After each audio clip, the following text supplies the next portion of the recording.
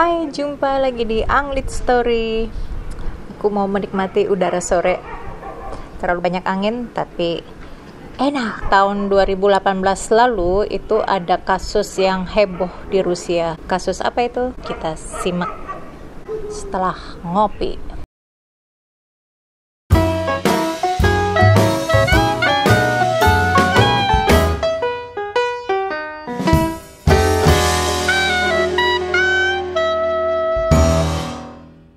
Ya, bisa dibilang heboh karena pada kasus itu ada keluarga yang bernama Khachaturian. Ini kejadiannya aku paparkan secara kronologis. 27 Juli 2018, di tangga apartemen Altufesko di Moskow, ditemukan mayat dengan beberapa luka tusuk yang kemudian dikenal sebagai Mikhail Khachaturian, 57 tahun. Lalu dari apartemen Khachaturian ini ditemukan beberapa senjata seperti pisau, palu, panah, pistol, senjata airgun, serta peluru-pelurunya. 28 Juli 2018, putri-putrinya Mikhail ditangkap. Mereka diduga yang melakukan pembunuhan terhadap ayah kandung mereka sendiri. Mereka adalah Kristina yang usianya 19 tahun pada saat dia melakukan pembunuhan itu, Angelina 18, dan Maria 17. Dan mereka pun mengakui kalau mereka yang membunuh ayahnya. 29 Juli 2018, Kristina, Angelina, dan Maria ditahan atas pembunuhan tanpa memperburuk keadaan. Singkat kata singkat cerita, jurnalis pun mulai menuliskan kisah mereka yang ternyata itu sangat miris, terutama dialami oleh gadis remaja. Ya bayanginlah pada usia segitu lagi seneng-senengnya main-main, lagi seneng-senengnya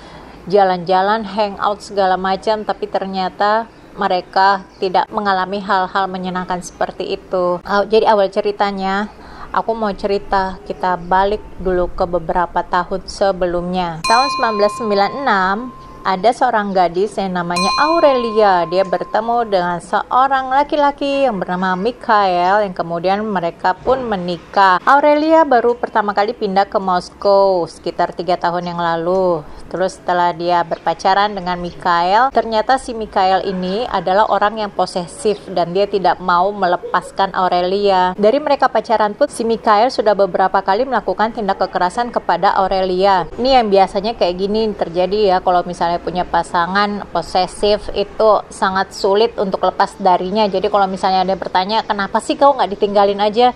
Ya si korban juga nggak tahu harus bagaimana caranya ninggalin. Jadi ya agak-agak susah memang kalau punya pasangan posesif. Sewaktu Aurelia dan Mikhail married pun, si Aurelia cerita kalau dia nangis saat dia mengucapkan janji. Karena beberapa saat sebelum married, Mikhail itu sempat melayangkan beberapa pukulan kepada Aurelia.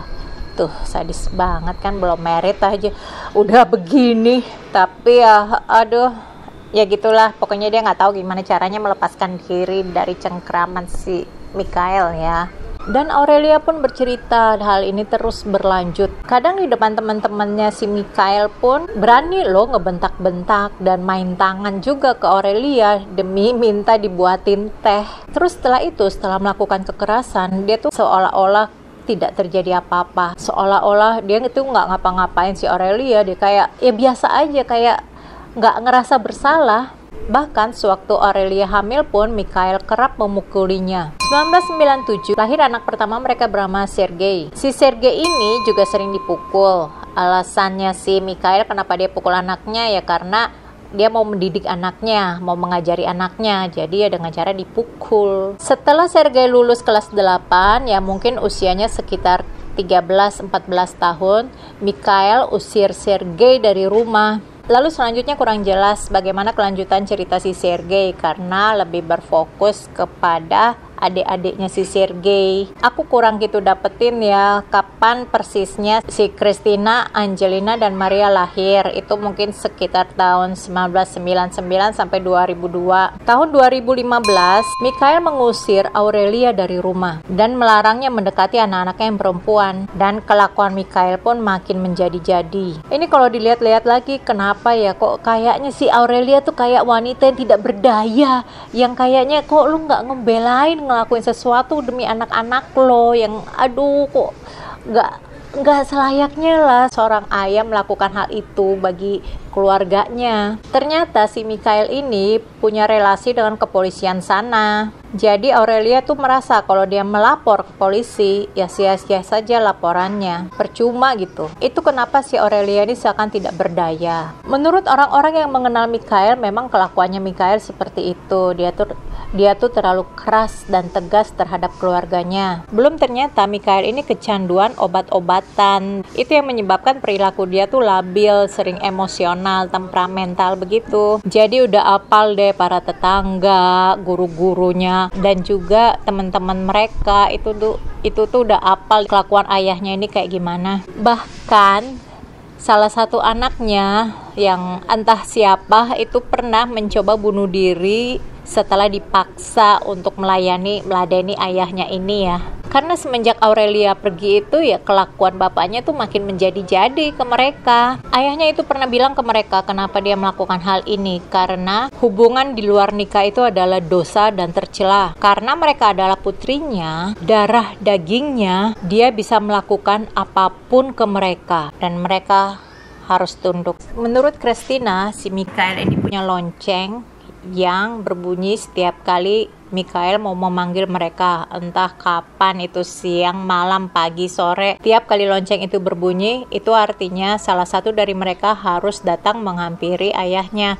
entah membawakan makanan, minuman, ataupun sekedar melakukan hal-hal Maria dan Angelina ini satu angkatan di sekolahnya ya. Tapi mereka itu tidak diperbolehkan untuk pergi sekolah demi melayani nafsu ayahnya ini. 3 bersaudara ini bercerita kalau mereka tuh kerap kali dibully, terus diancam dengan senjata oleh ayahnya. Guru BP alias guru psikolog pernah mencoba membahas hal ini. Begitupun dengan beberapa tetangga dan guru-guru sekolahnya yang lain. Tetapi pada akhirnya mereka itu nggak berani menghadapi Mikhail. Mungkin memang si Mikhail ini terlalu galak dan serem sampai mereka pun aja nggak berani. Tapi anehnya itu ada beberapa relatif dan temannya si Mikhail ini yang membela kalau si Mikhail itu tidak mungkin melakukan hal itu terhadap anak-anaknya sendiri. Tuduhan pelecehan seksual dan kekerasan domestik yang dilakukan oleh Mikhail ini adalah provokasi belaka. Seperti sepupunya 3 bersaudara ini ya, yang namanya Arsen Khachaturian, bilang kalau mereka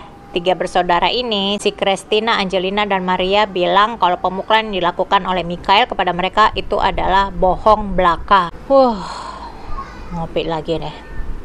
Bahkan Aurelia sendiri pun bilang kalau anak-anaknya itu tidak pernah bercerita tentang situasi yang mereka hadapi ini. Walau pada akhirnya setelah diperiksa, dibuktikan ya memang ada kekerasan pada 3 bersaudara ini ya. Christina, Angelina, dan Maria pun tinggal dalam kehidupan yang sangat mencekam. Mereka tidak nyaman dan terisolasi dari dunia luar. Mereka tidak tahu harus minta tolong kepada siapa. Dan apa yang mereka lakukan pada saat itu adalah usaha mereka untuk menghentikan kekerasan yang dilakukan ayah mereka. Pengadilan 3 saudara Khachaturian ini seketika menjadi ribet. Karena ternyata yang dilakukan mereka ini tergolong sadis. Walau banyak pihak yang mengatakan apa yang mereka lakukan itu sebagai akibat dari perbuatan ayah mereka yang sudah dilakukan bertahun-tahun, bahkan dari 2014. Terlebih pada saat mereka sedang dipanggil di polisi, itu mereka tidak dibacakan hak-hak mereka apa saja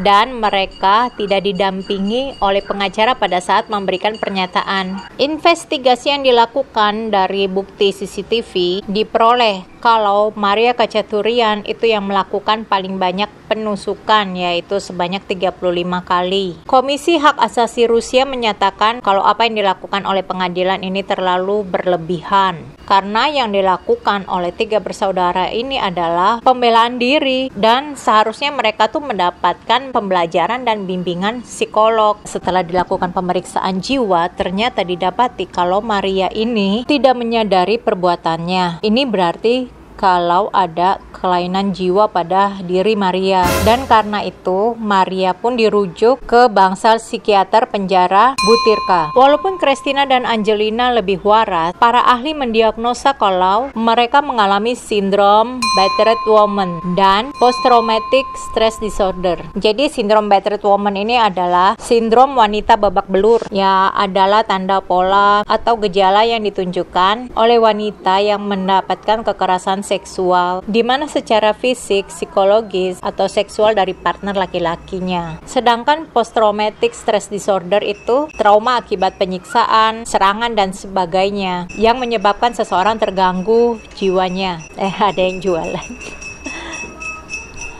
Lanjut.